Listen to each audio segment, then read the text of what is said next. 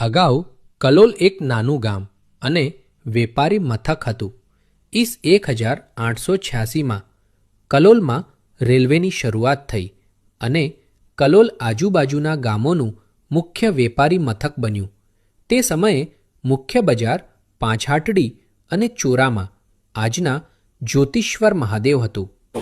જૂની પાંજરાપોળ પાસે કલોલનું જૂનું પીઠું હતું, જેમાં તેલ, ખાંડ, ગોળ અનાજનું હોલસેલ બજાર હતું.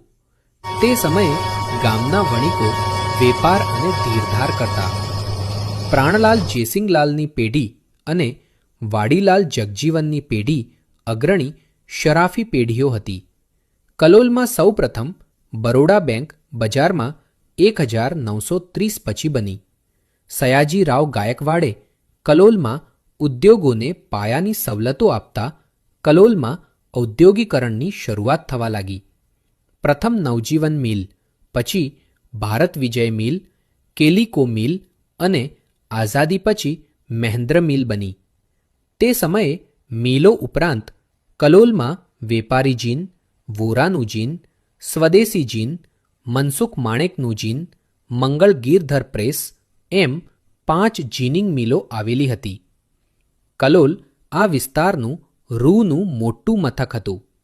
કલોલમાં 1935થી વીજળી માટે પાવર હાઉસ ચાલુ થયું અને 1950 પછી મોટિવ પાવરની શરૂઆત થતાં શો મિલો, પ્રિન્ટિંગ પ્રેસ, દળવાની ઘંટીઓ, લોખંડ, રબર, લાકડા, ચામડા, સાબુના કારખાના, ઓઇલ મિલ, હાડકા મિલ, ઓઇલ એન્જિન પંપ બનાવવાના કારખાના ઊભા થયા. મેટ્રો એન્જિનિયરિંગ દ્વારા textile parts, melamine fibre board દ્વારા લેમિનેટેડ શીટ, બરોડા રોલિંગ દ્વારા પિત્તળના પતરા રોલ, જયેશ બોબિન દ્વારા. કલોલના વણિકો 15મી સદીથી છેક 20મી સદીના મધ્ય સુધી કલોલ અને આસપાસના ગામોમાં વેપારમાં અગ્રેસર રહ્યા. આ જૂના વણિકોની વ્યાપારી શાખ ધંધાકીય સમજદારીને લીધે કલોલમાં વેપાર ધંધા વિકસ્યા. 20મી સદીની શરૂઆતમાં સ્ટેશન રોડ અને નવજીવન રોડ વિસ્તારમાં વેપાર ધંધા ઉદ્ભવ્યા, જે આજે કલોલના મુખ્ય વેપારી મથક તરીકે જાણીતા છે. સ્ટેશન રોડ ઉપર ચરોતરના પટેલ ભાઈઓએ લાકડાની સિમેન્ટની લાટીઓ બનાવી.